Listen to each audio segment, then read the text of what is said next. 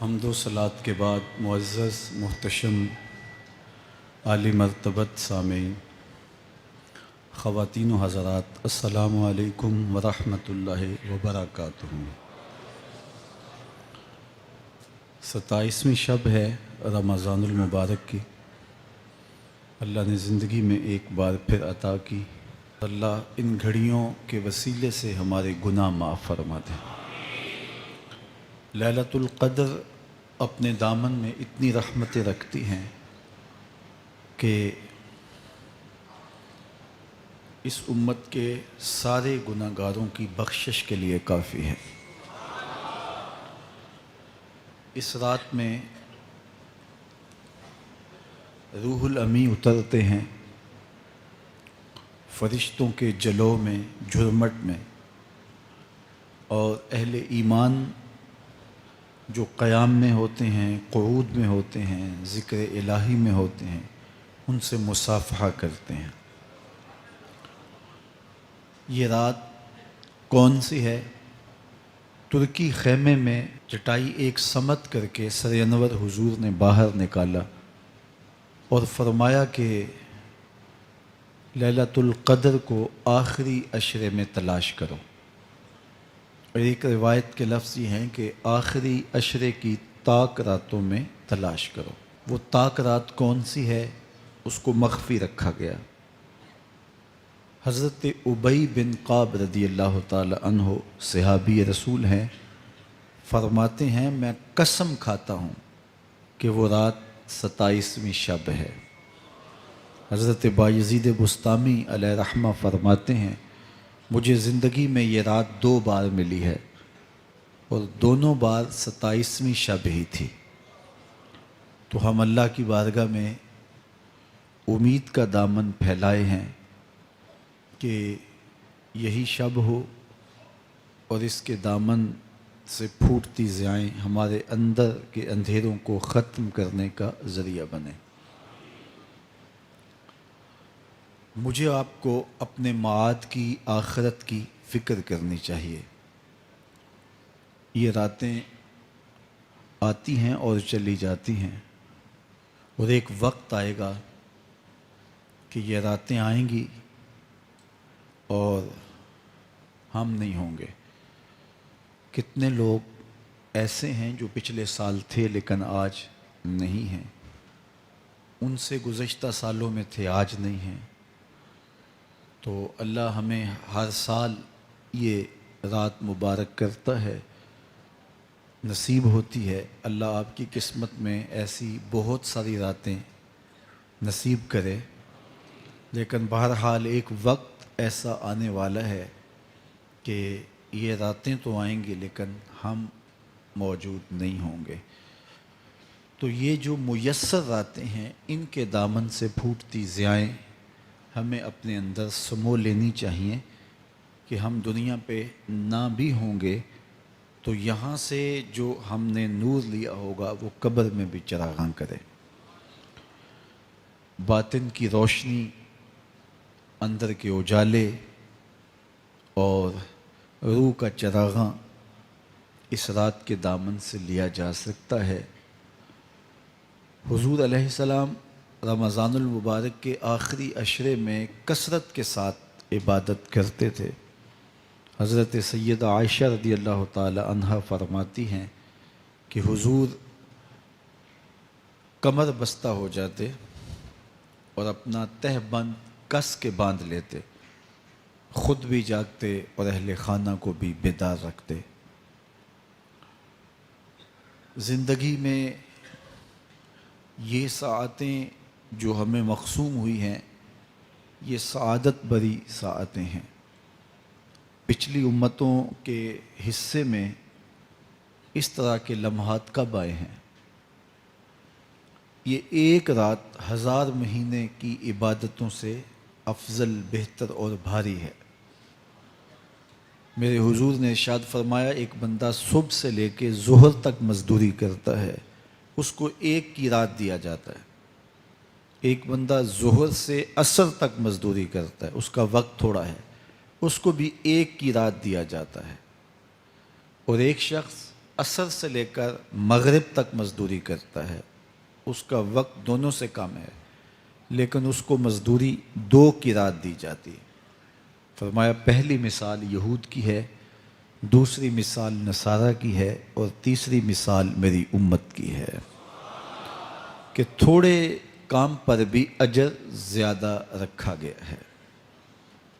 تو اس امت کو جب اتنا نوازا گیا ہے کہ ایک ایک رات اتنی برکتوں کی حامل عطا ہوئی ہے، تو پھر ہمیں بہت زیادہ کوشش کر کے برکتیں سمیٹ لینی چاہیے۔ ان گھڑیوں کے دامن سے نکلتے اجالے اپنے اندر سمو لینے چاہیے۔ یہ سعادتیں اپنی روح میں جذب کر لینی چاہیے، تاکہ جب ہم اس دنیا سے جائیں تو ہمارے پاس ایک بہت بڑا روشنیوں کا ذخیرہ ہو، جو ہماری قبر میں بھی چراغاں کرے، حشر میں بھی روشنی دے، اور ہمیں کہیں بھی اندھیروں کا سامنا نہ کرنا پڑے، چونکہ روشنیاں تو ہم نے یہاں سے لے کے جانی ہیں۔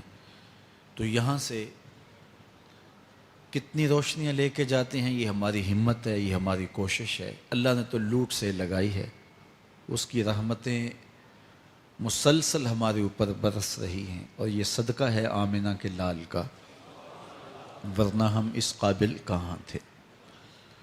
تو میں اللہ کی بارگاہ میں آپ سب کے لیے دعا گو ہوں، آپ میرے لیے دعا گو رہیں کہ اس شب نور کی برکتیں ہمیں نصیب ہوں۔ حضور نے ارشاد فرمایا من قام لیلۃ القدر ایمانا و احتسابا غفر له ما تقدم من ذنبہ، جس نے لیلۃ القدر میں قیام کیا ایمان اور محاسبہ نفس کے ساتھ، اللہ اس کے پچھلے سارے گناہ معاف فرما دیتا ہے۔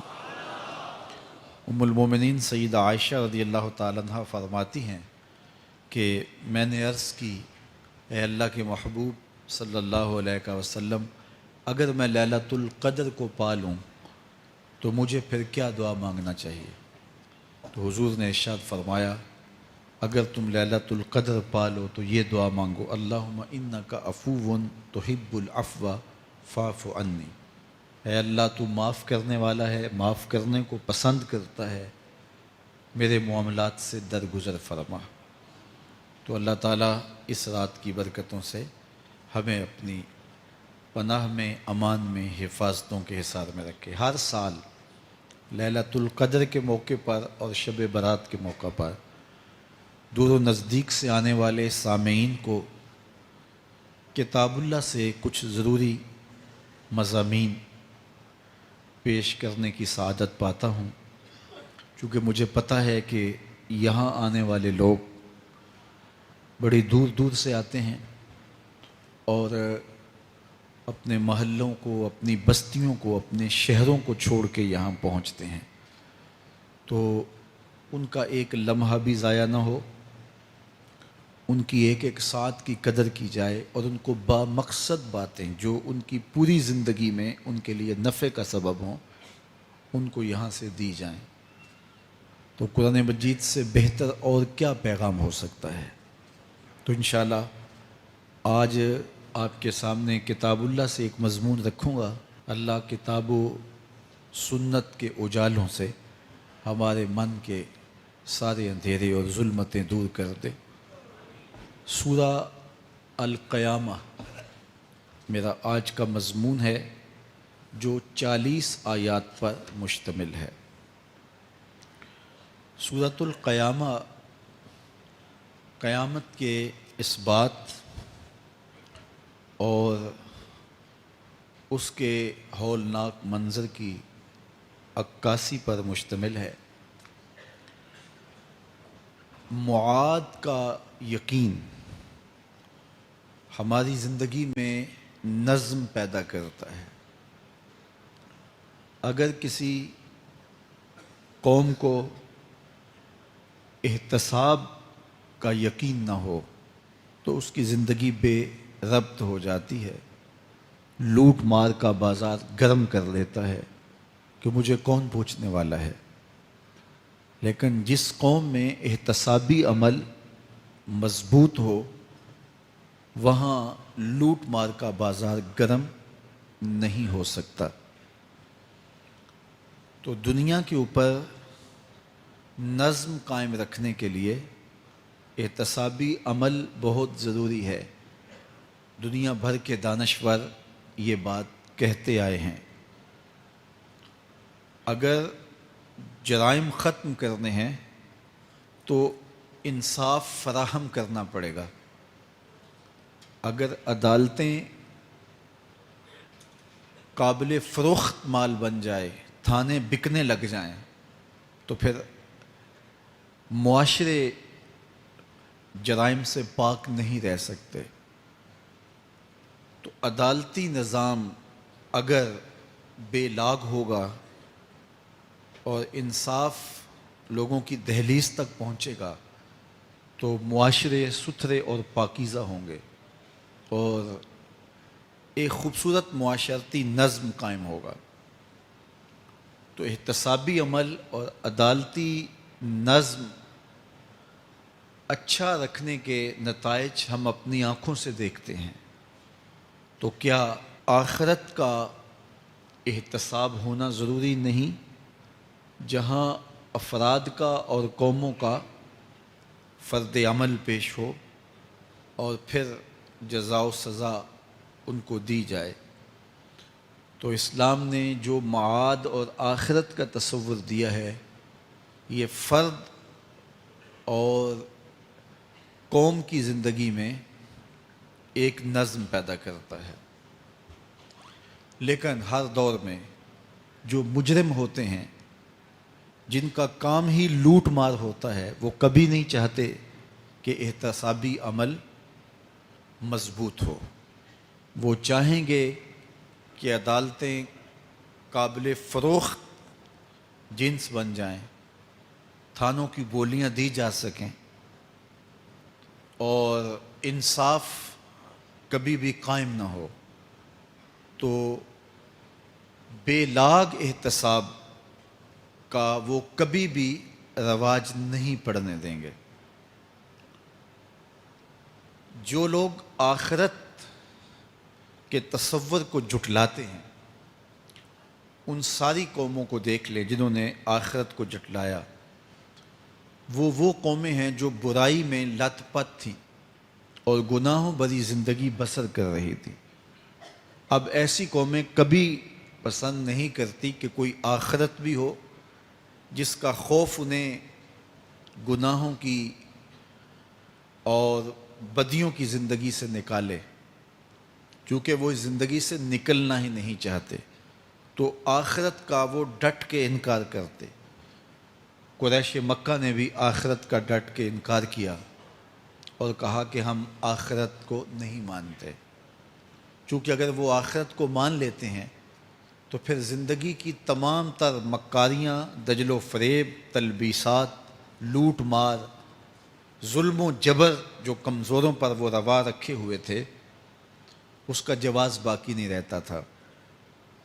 تو اس لیے انہوں نے اس کا ڈٹ کے انکار کیا۔ قرآن مجید کی جتنی بھی مکی صورتیں ہیں ان میں آخرت کا اس بات کیا گیا ہے اور معاد کو ثابت کرنے کے لیے دلائل دیے گئے ہیں۔ یہ سورہ القیامہ یہ بھی سورت نزول کے اعتبار سے مکی ہے۔ سورت کا آغاز قسم سے کیا جا رہا ہے، لا اقسم بیوم القیامہ، روز قیامت کی قسم یاد کرتا ہوں۔ اللہ تعالیٰ نے قیامت کے دن کی قسم کی۔ ولا اقسم بالنفس اللوامہ، اور قسم ہے ملامت کرنے والے نفس کی، اس جان کی قسم جو اپنے اوپر ملامت کرے۔ انسان کے اندر جو نفس ہے وہ اس کو برائی کا حکم دیتا ہے۔ حکم دینے والے کو آمر کہتے ہیں اور اسی سے مبالغہ کا صیغہ امارہ ہے، بہت زیادہ حکم دینے والا۔ تو جو نفس انسان کو برائی کا حکم دیتا ہے اس کو نفس امارہ کہتے ہیں۔ بہت زیادہ برائی کا حکم دینے والا. لیکن اللہ تعالیٰ جل شانہ دین کی برکت سے جب نفس کی اصلاح کرتا ہے تو نفس امارہ نفس لوامہ بن جاتا ہے، جو ملامت کرتا ہے، برائی پر بندے کو روکتا ہے. اندر ایک جنگ چلتی ہے، بندہ گناہ کرتا ہے لیکن اندر اس کا نفس اس کو ملامت کرتا ہے کہ تم غلط کر رہے ہو. تو اندر جو جنگ چل رہی ہوتی ہے، نفس ملامت کر رہا ہوتا ہے، گناہ بھی چل رہا ہوتا ہے، تمام عمر طوفان سے کھیلتے گزری، نیا کے ڈوبنے کا ڈر بھی رہا. تو یہ اندر جو کھینچا تانی ہے، ملامت اور گناہ، پھر توبہ بھی ہوتی ہے، پھر گناہ بھی سرزد ہو جاتے ہیں. تو یہ نفس لوامہ جو گناہ سے بندے کو روکتا ہے، اللہ تعالیٰ جل شانہ نے اس نفس لوامہ کی قسم کی ہے کہ مجھے قسم ہے انسان کے نفس لوامہ کی، جو اس کو برائی سے روکتا رہتا ہے اور خیر کی طرف اس کو بلاتا رہتا ہے. تو قیامت کی قسم کی اور نفس لوامہ کی قسم کی. اور جب نفس مزید ترقی کرتا ہے اور پھر اندر نیکی کی قوتیں پنپتی ہیں تو ایک وقت آتا ہے کہ پھر انسان نیکی ہی کے ماحول میں جینا شروع کر دیتا ہے. تو پھر نفس کو اطمینان ملتا ہے. اس نفس کو نفس مطمئنہ کہتے ہیں. اور جب نفس مطمئنہ بن جائے تو قیامت کے دن اللہ تعالیٰ جل شانہ آواز دے گا کہ میرے لیے گناہوں کو چھوڑنے والے آجا، تیرا رب تیرا منتظر ہے. سورہ الفجر میں ارشاد فرمایا، یا ایتھا النفس المطمئنہ ارجعی الی ربک راضیۃ مرضیہ فادخلی فی عبادی وادخلی جنتی. اے نفس مطمئنہ آجا، تیرا رب تیرے پہ راضی اور تو رب پہ راضی، میرے بندوں میں داخل ہو کے میری جنت میں داخل ہو جا.